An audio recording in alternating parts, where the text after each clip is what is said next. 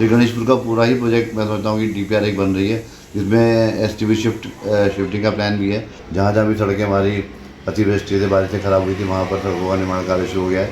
आसपास के सभी क्षेत्र हमारे रुड़की से ही जुड़ते हैं, तो हमारा फर्ज बनता है कि वहाँ भी काम। नदियाँ चले चले रे धारा, चंदा चले चले रे तारा, तुझको चलना होगा। जी हाँ, आज जिन सज्जन से मैं जिस शख्सियत से आपको मिलवा रहा हूँ वो कहीं ना कहीं इसी गाने का जो मूल सिद्धांत है उस पर अमल करते हैं और विकास कार्यों को सतत गति देते रहते हैं। उनकी ओर जाऊँगा, उससे पहले परिचय की एक रस्म अदायगी। मैं संदीप तोमर, आप देख रहे हैं खुलासा न्यूज़। खुलासा देखो बिना ब्रेक, लाइक सिर्फ दियो अंगूठा टेक। जी हाँ, मेरे साथ हैं रुड़की के लोकप्रिय विधायक, भाजपा विधायक प्रदीप बत्रा जी, स्वागत है आपका। और आज हमने जो आपको कष्ट दिया है, जिन पंक्तियों के साथ मैंने शुरू किया, पंक्तियाँ हुई कि सतत विकास की जो प्रक्रिया है, नदियाँ जैसे चलती है, धारा जैसे बहती है, चंदा जैसे चलता है, तारे जैसे चलते हैं, तो वो चलती रहती है। आपका जो कार्यकाल हमने अभी तक किया देखा है, लेकिन कई बार नदी की जो धारा है उसमें भी दिक्कतें आ जाती हैं। मौसम अनुकूल ना रहे तो चंदा भी छुप जाता है।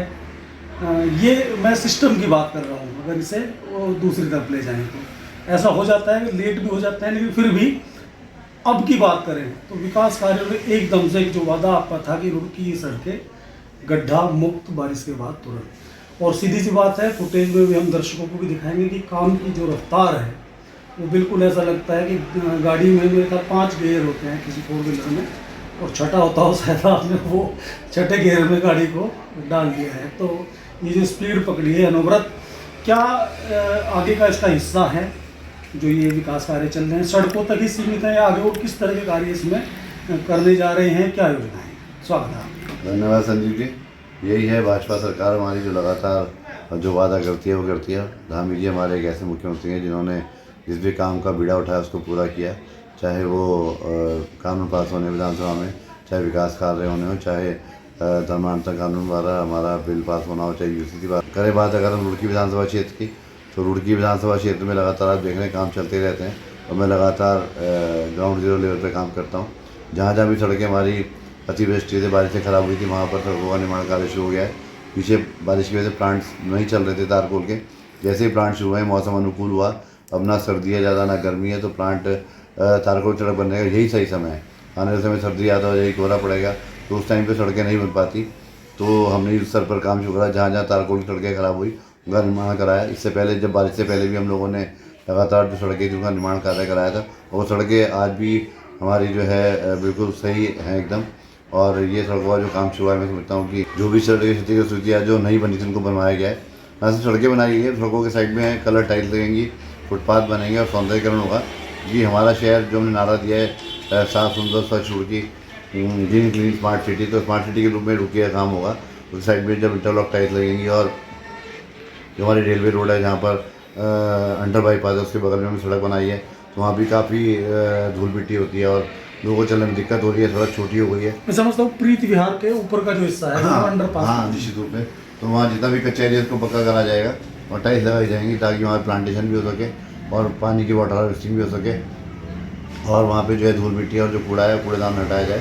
हमने यहाँ से वादा किया था कि रुड़की को कूड़ा मुक्त बनाएंगे हम लोग, और कूड़ेदान मुक्त बनाएंगे। बेसिकली जहाँ जहाँ कूड़ेदान है उनको हटाकर ट्रेंचिंग ग्राउंड में ले जाया जाएगा, और कूड़ा सीधा घर से निकल कर ट्रेंचिंग ग्राउंड में जाए। डोर टू डोर कलेक्शन, यही हमारा एक एम है जो हम रुड़की के लिए करना चाह रहे हैं। और जितने भी कूड़ेदान जहाँ भी रखें हम सबको यहाँ से हटाया जाए और कूड़ेदान मुक्त जो है रुड़की को करा जाए। अभी मैं देख रहा था कि पिछले दिनों बारिश के तुरंत बाद आपने एकदम जो कूड़ेदान की जो आपने बात की, बड़ी समस्या बना हुआ था, जो जेल के बराबर में लिथो प्रेस के कचहरी, जो नई कचहरी की ओर भाग जाता है। कूड़ेदान तो हट गया, वहाँ कुछ टाइलों की सड़क का निर्माण भी, वहाँ की कोई विस्तृत तारकोल वाली सड़क की भी योजना है? निश्चित रूप से अभी आने वाले बजट में कचहरी रोड अपनी बननी है, और सिविल लाइन मेन बाजार की सड़क बननी है, और मेन बाजार की सड़क है जो अनाज मंडी खराब हो रही है वो बननी है। काफ़ी सारी सड़कें जो इसके बाद जो बजट आएगा उसके बाद मौसम अनुकूल होगा तो हम लोग कार्य करेंगे। फिलहाल अभी जो सड़कें बननी है इनके सौंदर्यकरण का काम होना है, साइडों में टाइल्स लगनी है इसमें, और लोगों के लिए वॉकिंग पाथ एक निश्चित जगह की सड़क के साथ सड़क पे ट्रैफिक चले और टाइल्स पे लोग चले पाए। महत्वपूर्ण विषय है, सड़कों का निर्माण हो रहा है।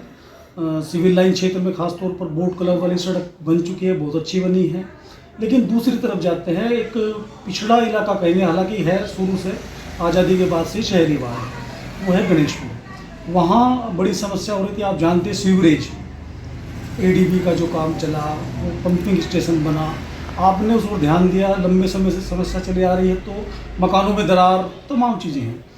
वो पंपिंग स्टेशन माननीय मुख्यमंत्री जी की घोषणा में आपने अभी पिछले दिनों पास कराया था, वो वहाँ से शिफ्ट होना, उसे शिफ्ट किसी दूसरी जगह किया जाएगा। तो तब मैं समझता हूँ तभी वहाँ सड़क का जो निर्माण है, जो अब फिर धंस गई है, वो कारगर तरीके से तभी हो सके। तो कब तक वो पंपिंग जो स्टेशन है वहाँ से शिफ्ट होगा, तो सीएम साहब की घोषणा के अनुसार। देखिए, ज्वलंत समस्या है और जो समस्याएं सामने आ रही है लगातार उसको मॉनिटर करा जा रहा है।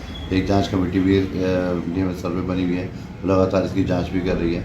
और मैं कहना चाहूँगा कि जो हमारी सीवर लाइन डली है उसमें नीचे कहना कि लीकेज है, पाइप आपस में कनेक्टेड नहीं है, चैम्बर जहाँ पर हैं वो प्रॉपर्टी चैम्बर जो है बैठ गए हैं, तो वो नीचे से उनकी लीकेज और जो पाइप कनेक्ट नहीं है उनको देखना पड़ेगा।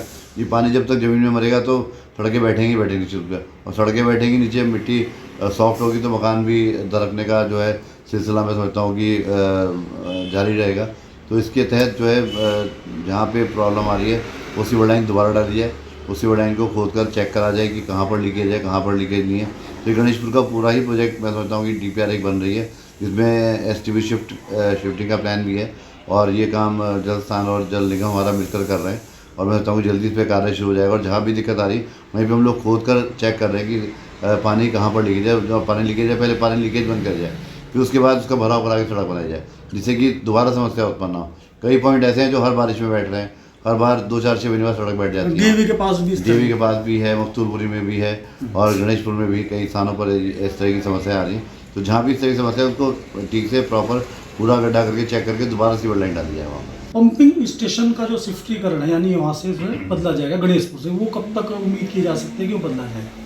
जो टेक्निकल टीम उसकी सर्वे कर चुकी है, जांच चल रही है उसकी भी, और जैसे स्थान उसके लिए उपलब्ध होगा, और मैं सोचता हूँ कि शहर के बाहर बनने से ज़्यादा अच्छा है। हमने ये प्रपोज किया है कि जो ट्रेंचिंग ग्राउंड हमारा सालियर में उसके आसपास ही कहीं पंपिंग स्टेशन बने, तो शहर में कहीं भी स्थापित ना हो, जिससे कि आसपास के मकानों में दिक्कत ना आए। हालांकि ये विषय आपका नहीं है, नगर निगम का है, मेयर महोदया जो है उनका है।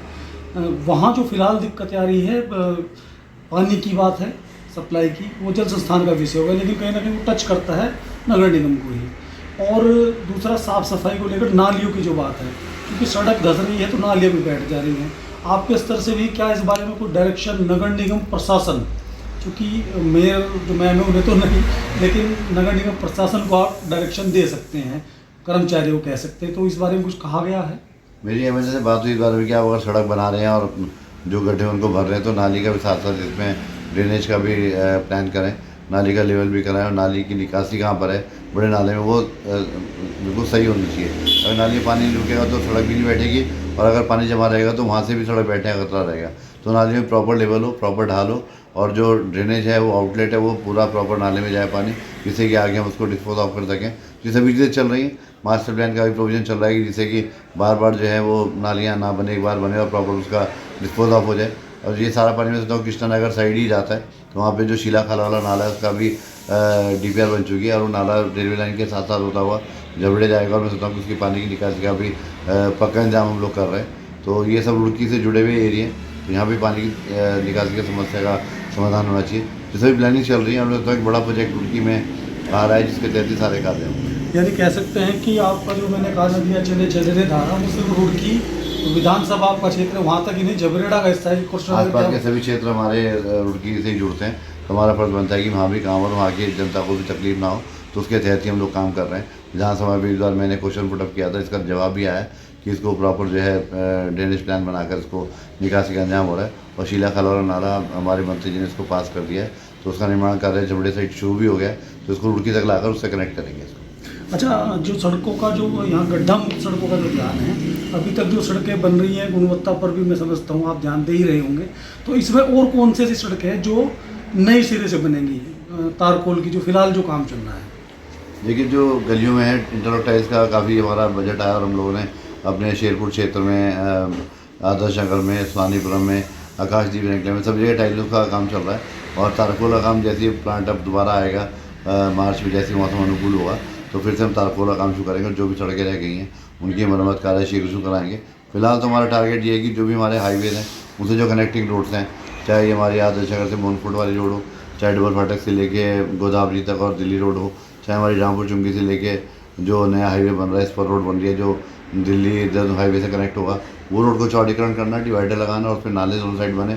इनका प्लान है। ये रोड काफ़ी छोटी हो गई है और सिंगल लेन होने की वजह से एक्सीडेंट काफ़ी यहाँ पर हो रहे हैं। तो ये 3 रोड्स मेरा टारगेट है। इन 3 रोड्स को जो शहर को कनेक्ट करती हैं हाईवे से, इनका चौड़ीकरण होगा। चलिए देखिए दोस्तों, रुड़की के लोकप्रिय विधायक प्रदीप बत्रा जी से हमने आपको आज फिर मिलवाया और इन्होंने सबसे महत्वपूर्ण बात मुझे लगी कि विधानसभा अपना क्षेत्र रुड़की से बाहर जो इनकी विधानसभा का हिस्सा नहीं है, लेकिन लोग सब अपने ही हैं, इस भावना से वहाँ भी ये जल जो भराव की बात है, समस्या की बात है, उस पर भी ध्यान दे रहे हैं। और तमाम जो सड़कों के गड्ढा मुक्त की बात है, खासतौर पर रुड़की जो पंपिंग स्टेशन है सीवरेज का, उसके शिफ्टीकरण की बात है, उस पर भी इन्होंने बताया कि क्या क्या कार्य योजनाएं चल रही है। और मैं समझता हूँ आप इतना ज़रूर समझ गए होंगे कि जो कहावत है, जो गरजते हैं वो बरसते नहीं, और जो बरसते हैं वो धीरे धीरे आहिस्ता आहिस्ता बहुत प्यारा बरसते हैं। छायाकार पप्पी भाई के साथ मैं संदीप तोमर आपको करता हूँ सलाम, नमस्कार, जय हिंद।